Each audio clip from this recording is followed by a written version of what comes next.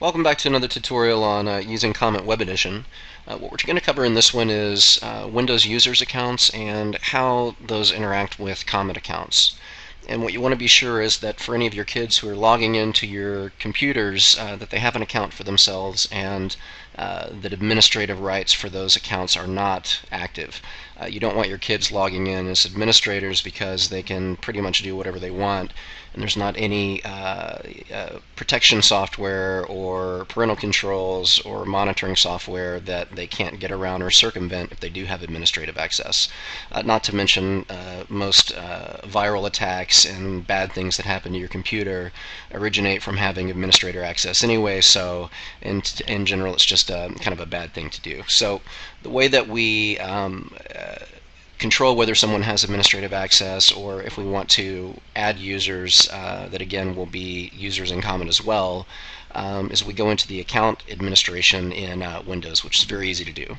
So what we're going to do is just come down and click the Start, go over here to our Control Panel, and from here we have our user accounts, and we'll go ahead and go into our user accounts here. And ultimately we don't want to manage our own account, we want to see all of the accounts, so we'll click on Manage Another Account.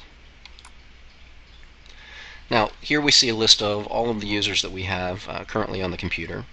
I've got my admin, which is my administrative account that I use, and I've got one of my kids on here, Jam, which is his username. So you can see right here he's a standard user, but one thing you'll notice is that he does not have password protection.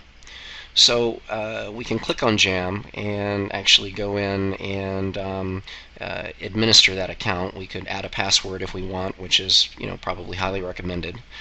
In this example I'm not going to, but we can also change the account type. If I click on that, you can see that he's currently a standard user, but we could switch between administrative and a standard user, and you can see what the implications of doing that. So we decided that we definitely want him to be a standard user. So I'm just going to go back up here to change an account, and then back to manage accounts.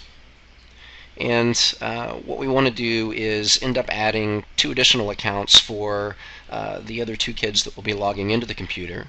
And if you had more than one computer, then you could create these accounts on each of those computers that you're installing Comet on, and that way you could manage all of those users wherever your kids might be logging in from a single interface on the web, and have all of those schedules and application limits and times follow them from computer to computer. So I'm going to go ahead and create the other 2 users for the kids that will be using this computer as well. I'm just going to go down here to create a new account. Of course, there'll be a standard user, and this one will be for Ace. I'm going to create that account. Now I see that I've got my 4 users here, my administrator, Jam, and Ace. Now again, these don't have passwords. You probably want to go ahead and add passwords to the accounts that you have locally. And we'll go ahead and create one more account, and that's going to be for Kelly. And we'll create that account.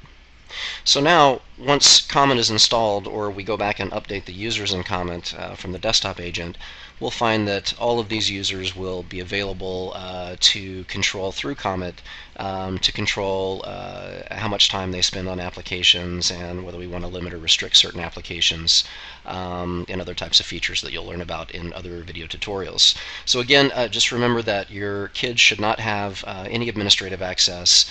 That's a great checkpoint, because to install software or other things that you might not want them doing, they would have to come to you and get the password for you.